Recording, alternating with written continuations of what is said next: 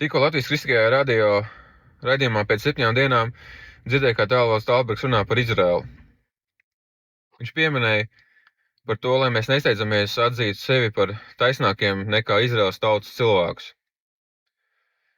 Un tā ir, mums nav jāskatās, ka mēs būtu pārāk par kādu citu tautu, mēs latvieši esam arī grēcinieki un mums vajadzīgs glābējs. Bet Izraēlas tauta ir meklējusi taisnību savos darbos, nevis Kristu Jēzu, nevis Dieva taisnībā. Un tur arī ir tā atšķirība, kad Romiešiem 10.3 rakstīts, ka viņi darīja to savā taisnībā, meklēja patiesību, nevis Dieva taisnībā. Un te jau ir tā atšķirība, ne jau, ka tur fiziski kāds būtu taisnāks vai nē, bet atšķirība ir tajā, vai tu esi Kristu vai neesi, un tur ir tā atšķirība. Bet labā ziņa tāda, ka Izraēlas tauta nav atmesta, un ar Izraēlas tautas darbs sāksies tūlīt drīz jau.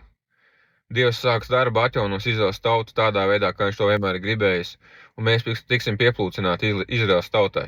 Mums nav jābūt augstprātīgiem Izraēlas tautas priekšā.